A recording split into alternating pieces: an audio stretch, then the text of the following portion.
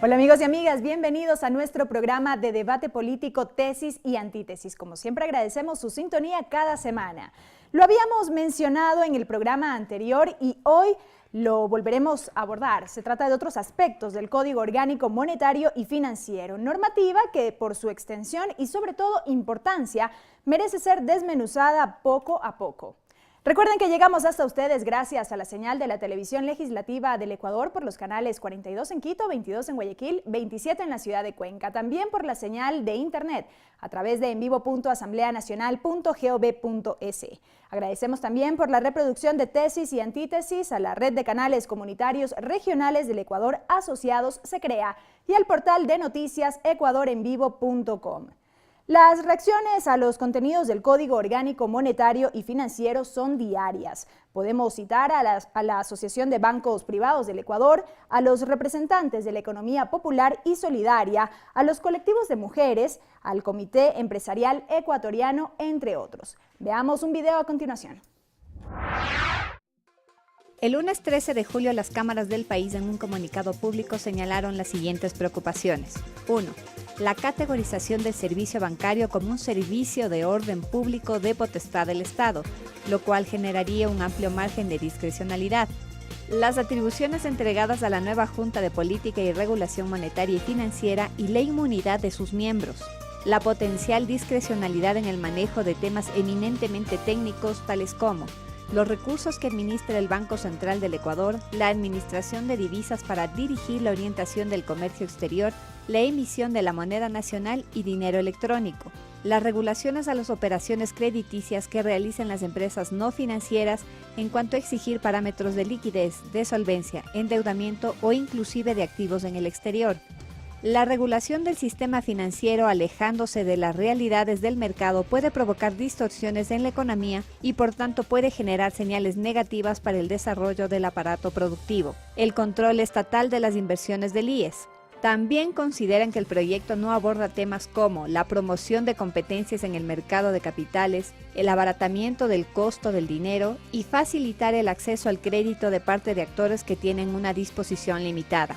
En momentos en que el principal objetivo del gobierno nacional es el cambio de la matriz productiva, la concertación es indispensable y una herramienta clave. Firma el Comité Empresarial Ecuatoriano, integrado por 34 instituciones, entre ellas cámaras, asociaciones y federaciones empresariales. Bien, asambleísta Torres, iniciamos este debate con usted y una reacción en torno a este manifiesto público de los gremios, asociaciones y federaciones empresariales. Sí, pude leer la comunicación pública del Comité Empresarial Ecuatoriano del 14 de julio. Me parece razonable su posición, especialmente sobre el hecho de que se va a convertir en un servicio público a la actividad que presta la banca. No será simplemente un servicio de orden público, sino servicio público. Existe una gran diferencia entre lo uno y lo otro. Varias inquietudes que tienen sobre el tema de la liquidez, la integración de la Junta, la inmunidad de esta. Esos temas importantes que resalta el Comité Empresarial Ecuatoriano creo que han sido suficientemente debatidos. Por ahora creo que debemos orientarnos fundamentalmente a entender cuáles van a ser las consecuencias del Código Monetario una vez que se deroguen 31 cuerpos legales completos y se reformen adicionalmente normas de varios cuerpos legales. Vamos a tener una nueva ley de cheques, entre otras cosas. Se va a eliminar el artículo 18 de la Ley de la Red de Seguridad Financiera, que a su vez incorporó un cambio sustancial al artículo 201 del Código de Comercio sobre las facturas negociables. En el mundo de los comerciantes, esa reforma fue trascendental. ¿Qué va a pasar entonces con la derogatoria del artículo 18 una vez que se deroga completamente esa ley? Son inquietudes que yo tengo en mi condición de asambleísta y de ciudadano, porque varias de las reformas han afectado la vida diaria de los ciudadanos. Pero estos criterios del Comité Empresarial Ecuatoriano no alarman un tanto a la ciudadanía.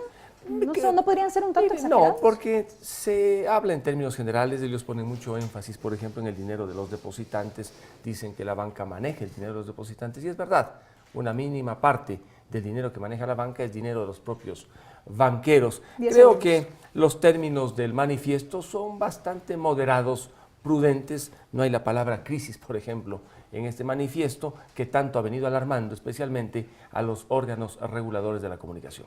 Gracias. Asambleísta Hernández, ¿cuál es su criterio o respuesta respecto a este manifiesto? Lamentable, que es un lamentable manifiesto que efectivamente puede generar incertidumbre y zozobra en la ciudadanía, pero que además no lo entiendo, porque la comisión se trasladó a la ciudad de Guayaquil para conversar con la Asociación de Bancos Privados, para conversar con el Comité Empresarial. Estuvieron presentes en la reunión el presidente de la Asociación de Bancos y también Roberto Aspiazu, que representa al Comité Empresarial. Lamentablemente, el momento que expuso el señor Robalino y luego de la exposición, a pesar del insistente pedido del presidente de la comisión, del ministro coordinador de la política económica, se retiraron. Lo cual demuestra que no tienen interés de discutir ninguna tesis, de discutir ningún planteamiento, sino básicamente de querer imponer sus verdades. Y lo que hay que señalar y reiterar una vez más es que este comunicado lo que hace es expresar una actitud rentista que ha habido por parte de ciertos empresarios y de cierto sector de la banca en el país. Siempre se ha buscado sacarle al Estado lo que más se pueda. Y también en esta ley no ha faltado la oportunidad de planteamientos como, por ejemplo, que se les permita efectivamente sacar la mayor cantidad de recursos a los bancos afuera, de que se les permita por ley, ¿no es cierto?, tener descuentos del 10% al impuesto a la renta y otras prebendas y privilegios a los que han estado acostumbrados. Creo que esta ley finalmente es una ley que sobre todo beneficia a la gente. Me parece que esto es lo fundamental reiterar. ¿No estatiza la banca, como mencionan? Es que son cosas como estas las que se han dicho, como las que afirman efectivamente que se va a utilizar el dinero de los depositantes, que estatiza la banca, que es una cuasi estatización, planteamientos absolutamente irresponsables. En el transcurso de este programa podremos ver más bien cómo con el código ahora hay más regulaciones, más controles que benefician a la ciudadanía y paradójicamente que fortalecen a la propia banca. Gracias. Asambleísta Torres, un poco para ir profundizando en otros temas. Usted citaba la derogación de la ley de cheques. ¿Qué pasa con este tema? Bueno, vamos a tener una nueva ley de cheques una vez que se apruebe el Código Monetario. Una nueva ley de cheques que incorpora cambios menores. Veo que la Bolsa de Valores de Quito ha hecho una propuesta interesante, incorporar la figura del cheque de pago diferido, una figura que existe en la legislación argentina y que facilita básicamente las transacciones de los empresarios individuales y pequeños. ¿Por qué no considerar, por ejemplo, esa iniciativa e incorporarla en la nueva ley de cheques? En esta ley se mantiene lamentablemente la limitación en cuanto al endoso. Actualmente uno puede endosar cheques que no superen los 2 salarios mínimos. En el artículo 469 del Código Monetario se mantiene la misma prohibición. Estimo yo que el cheque debe ser libremente negociable mediante endoso. Por lo tanto, esa limitación debería superársela. Y creo que esa podría ser una gran contribución que haga eventualmente la Comisión en su informe para segundo debate, permitir el libre endoso, en definitiva, de los cheques. En cuanto a la figura del cheque, se mantiene el hecho de que sea título ejecutivo sin perjuicio de la acción penal correspondiente. No nos olvidemos que si alguien quiera un cheque contra cuenta cerrada, prácticamente aparece el delito de abuso de confianza o estafa que permite que por la vía penal se le pueda perseguir a aquel que giró un cheque contra cuenta cerrada. Está bien lo que prevé en este punto el código. Sigue siendo el cheque título ejecutivo en determinadas condiciones, es decir, se puede cobrar por la vía ejecutiva y por supuesto se mantiene paralelamente la vía penal. En todo caso, debido a la complejidad que ahora tiene la actividad comercial, la dinámica, la velocidad, sería importante que se incorporen nuevas figuras. Y me parece sumamente interesante incorporar la figura del cheque con pago diferido, que viene a ser una especie de cheque posfechado, pero con una figura distinta que facilita las transacciones comerciales. Gracias. Asambleísta Hernández, su respuesta.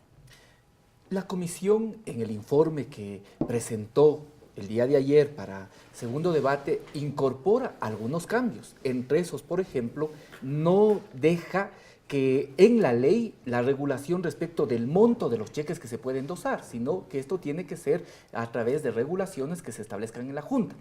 No hay que olvidar que aquí en el país precisamente se establecieron tantas limitaciones al cheque por esta idea de los cheques posfechados y cómo eso era mal utilizado, el cheque posfechado. De tal forma que habrá que analizar en el debate y mirar si es que conviene o no. Yo diría que si bien hay una modernización, se utiliza de manera más usual el cheque, de todas formas hay que tener cuidado de que eso no reedite lo que pasaba con los cheques posfechados, que en la práctica era diferir el pago.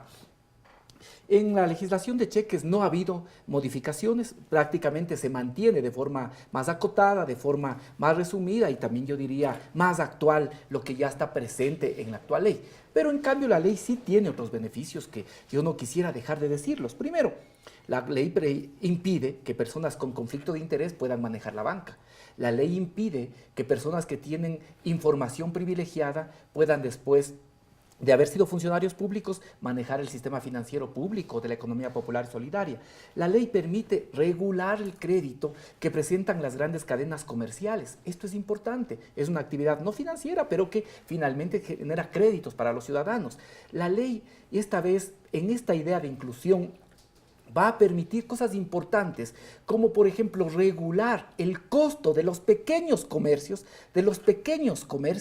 para la utilización de tarjetas de crédito y de débito. Eso es un aspecto positivo. La ley incluye también, y este es un quinto, sexto aspecto positivo, la utilización del dinero electrónico. Y para que no se diga que va a haber emisión inorgánica, dice claramente que es contra el saldo de cada persona, pero también respaldado por los activos del Banco Central. La ley permite ahora que puedan estar garantizados los depósitos, no solo de los bancos, sino las cooperativas, las mutualistas, e incluso genera un seguro para los seguros privados. Gracias, asambleísta Hernández. Amigos, tiempo de una primera pausa aquí en Tesis y Antítesis. Enseguida volvemos con más sobre algunos aspectos del Código Orgánico Monetario y Financiero. No se vayan.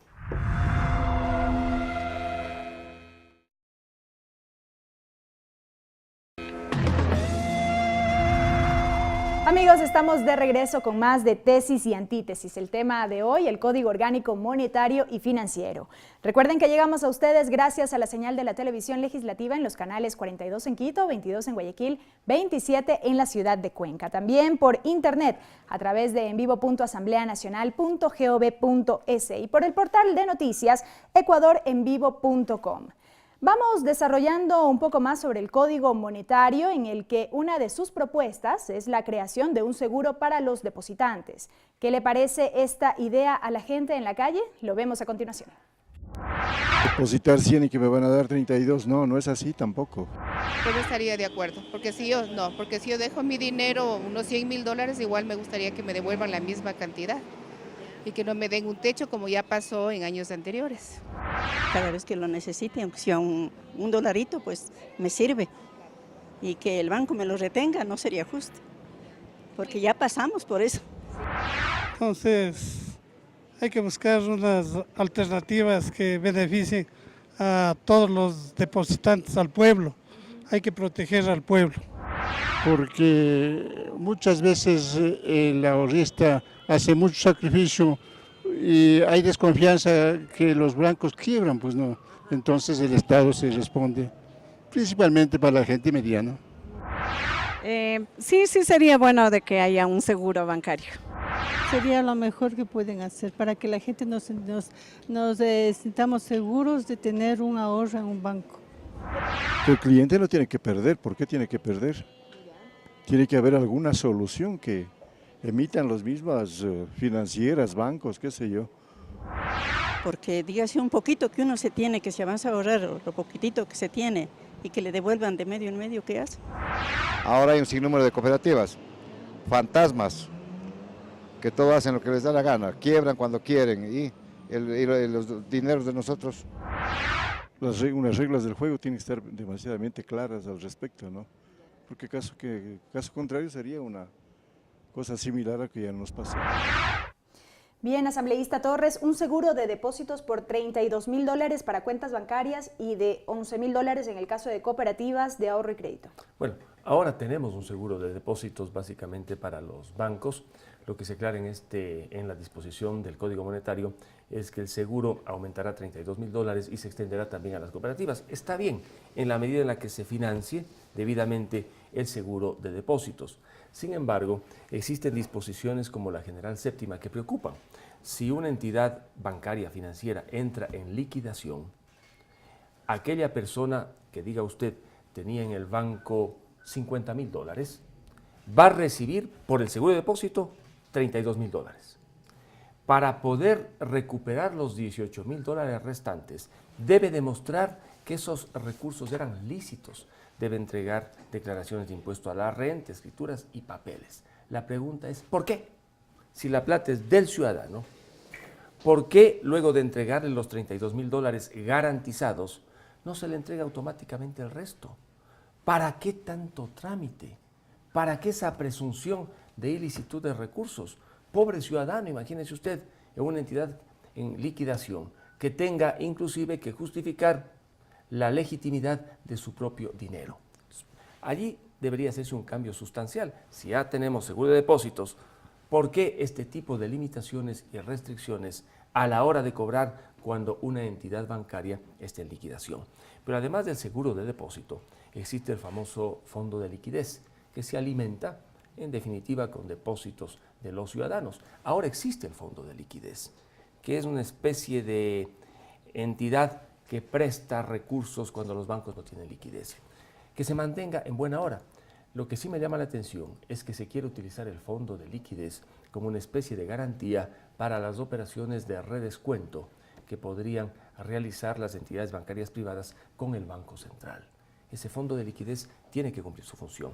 Y lo más preocupante, hoy se invierten en títulos AA+, los fondos de liquidez, esto es, en títulos altamente líquidos, pues se ha eliminado ese requisito y ahora podrá comprarse papel de deuda interna, lo cual es preocupante. Gracias, asambleísta Hernández, su réplica y puntualizar también cuál es el objetivo de este seguro de depósitos.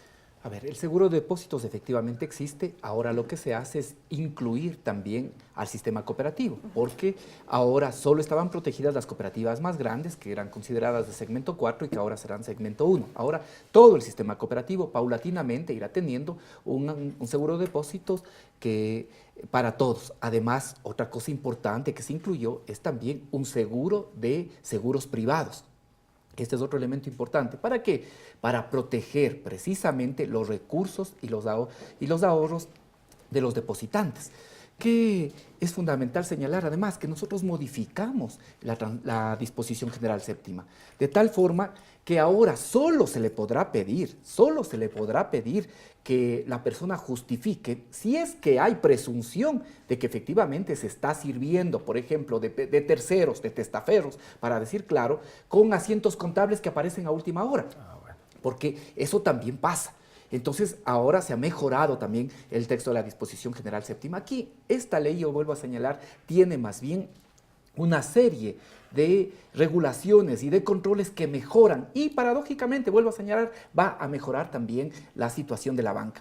Respecto del fondo de liquidez, digamos con claridad, el fondo de liquidez se constituye con el 7% de los ahorros, irá creciendo un poco más, hasta el 10% de los ahorros de los depositantes. El fondo de liquidez sirve para que en lugar del Banco Central sea ahora el fondo el que le haga préstamos a los bancos que tienen problemas. Y lo único que decimos, y en esto también hay una importante modificación, es que se pueda invertir en inversiones que sean seguras, líquidas, confiables y rentables, en ese orden. Y que los administradores tienen responsabilidad si no se aplican esos criterios. Lo que sí hacemos es sacar lo de AA+, porque eso significaba que siempre los ahorros tienen que ponerse solo afuera.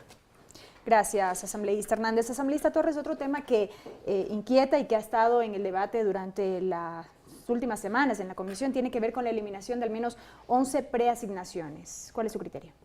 Bueno, sí. En este código denso y sumamente espeso, con cerca de 500 artículos, uno difícilmente puede encontrar los cambios y se pierde. Por ejemplo, alguien comentó que estaba por desaparecer el financiamiento estatal a Solca porque se derogaba la ley de la Red de Seguridad Financiera. Fue concretamente el diputado Raúl Auquilia quien presentó en el Pleno esta inquietud. Y claro, lo hizo debidamente fundamentado, porque si se deroga una ley completa donde está asegurado el financiamiento a Solca, lo que uno concluye es que ese financiamiento desaparece. Afortunadamente, Varios funcionarios han dicho que no y parece que en la versión final del código va a constar expresamente el financiamiento a Solca. Pero ¿cuál es el problema? Que como se derogan 31 cuerpos legales completos y cada cuerpo legal no es de un artículo o dos, hay algunos que tienen por sobre los 50 artículos. Esa derogatoria de cuerpos legales completos elimina muchas materias y por lo tanto, al entrar el Código Monetario en vigencia, quedan algunos temas simplemente en el vacío, en el limbo. Este es un problema de técnica legislativa, no de ahora, de siempre. Se le ocurre al legislador un buen día derogar cuerpos legales y se olvida que esos cuerpos consagraban derechos, establecían obligaciones para el Estado. Derogados los cuerpos legales, se quedan en el limbo una serie, digamos, de preasignaciones. Otros de la maternidad gratuita, que desaparecería, pero han dicho no, va a haber el financiamiento correspondiente. Pues esperemos a ver cómo consta todo ello en el código. Créame que no es fácil, como le digo, poder entender el código más allá de los temas de la liquidez, de la banca, de los requisitos, las incompatibilidades, los poderes de la Junta.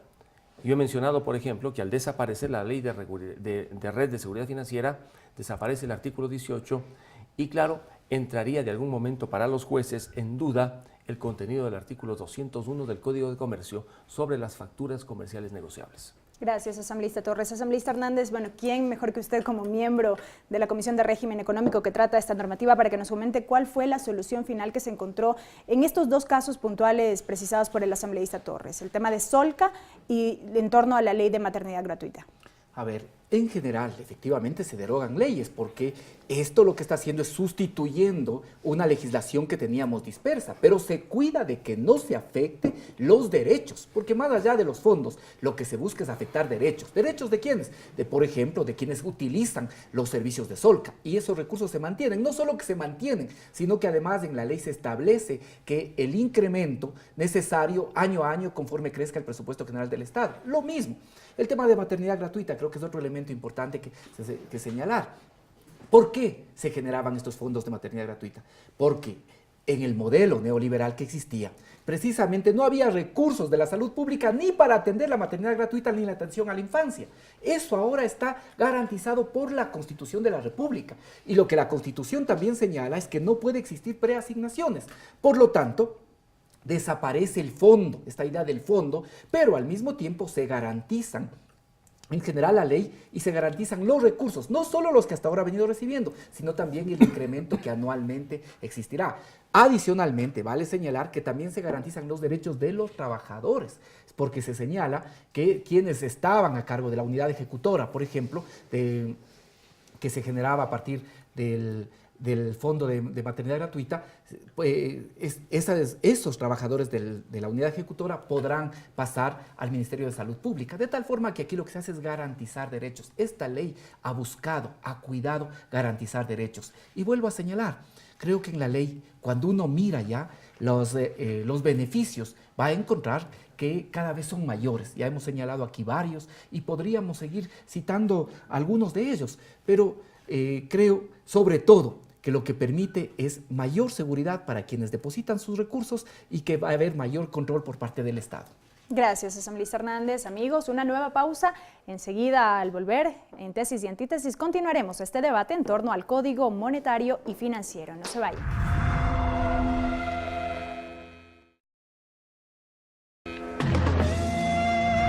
Estamos en la recta final de este programa de debate político, tesis y antítesis con el tema el Código Orgánico Monetario y Financiero. Asambleísta Torres, los 3 últimos minutos para sus reflexiones finales.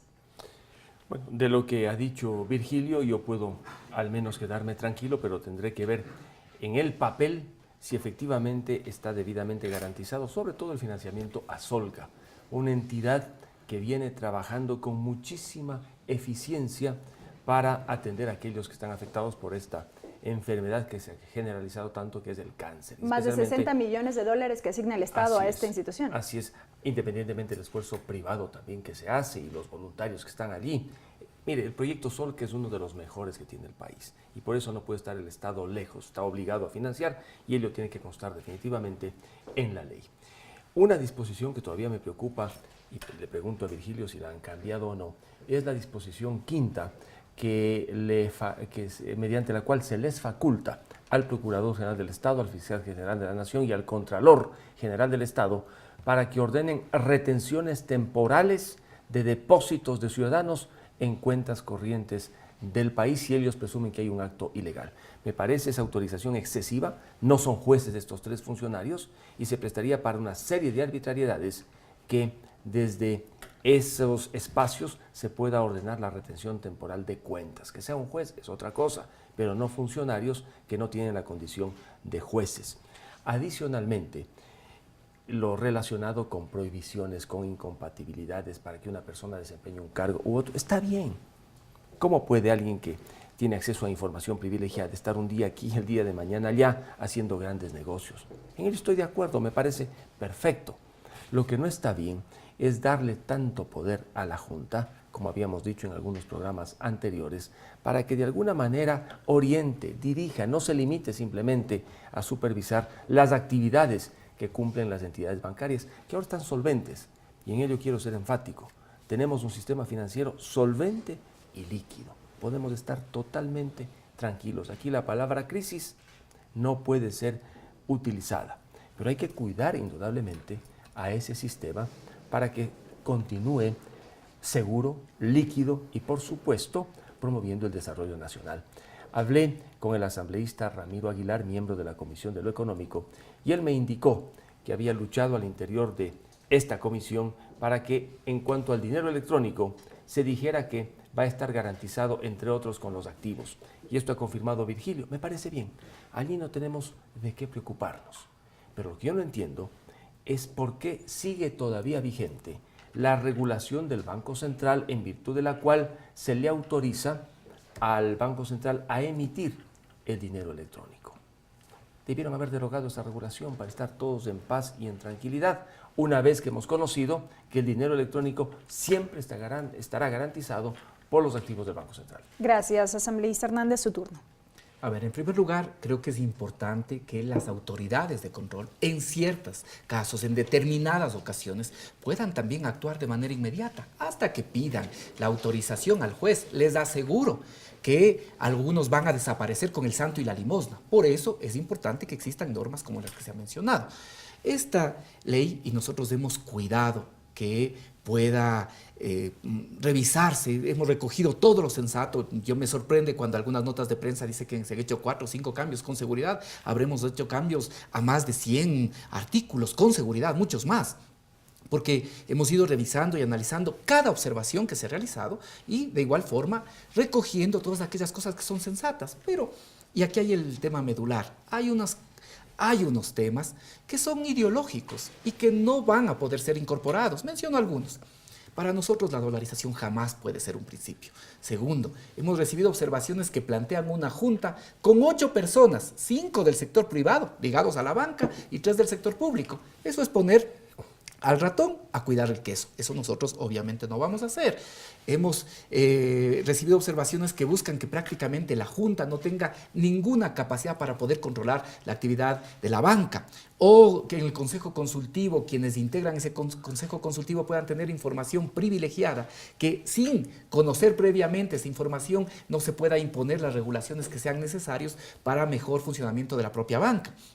Se ha planteado observaciones, por ejemplo, a que el Banco Central no cumple el papel que cumplen todos los bancos centrales en el mundo. O sea, este sistema de los 4 balances lo que hace es buscar que el Banco Central sea una simple caja, que funcione como una simple caja de compensación y que no cumpla un papel en el desarrollo, en la generación también de políticas de crédito productivo. De igual forma, se busca, por ejemplo, que las superintendencias sean superintendencias que tengan la capacidad de controlar, que tengan la capacidad de regular, de supervisar, pero sin ninguna posibilidad de actuar. Nosotros hemos cuidado de que también se fortalezcan los controles y los mecanismos de vigilancia de las superintendencias.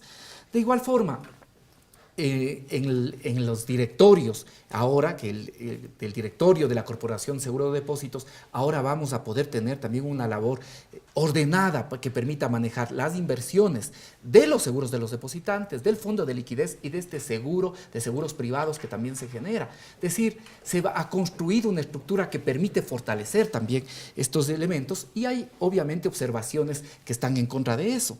O lo que se plantea nuevamente de que la banca no tenga o no sea un servicio de orden público con potestad estatal, cuando aquí, más que en ningún otro caso, la autoridad del Estado es necesaria. Por lo tanto, yo creo, vuelvo a decir, esta ley no es contra nadie, ni contra la banca, ni contra nadie. Permite una mejor actuación del Estado, permite mejorar los controles, permite mejorar que las regulaciones y que eso, sobre todo, va a beneficiar a la ciudadanía y a la propia banca. Asambleístas, gracias por sus criterios. Amigos, recuerden que aquí en Tesis y Antítesis la síntesis le corresponde a usted. El video de este debate lo pueden encontrar en nuestro canal de YouTube y en la página de Facebook Tesis y Antítesis. Este programa se reproduce por la señal de la radio de la Asamblea Nacional los lunes a partir de las 8 de la mañana y se difunde por la red de canales comunitarios regionales del Ecuador y asociados Se Crea. Hasta la próxima semana.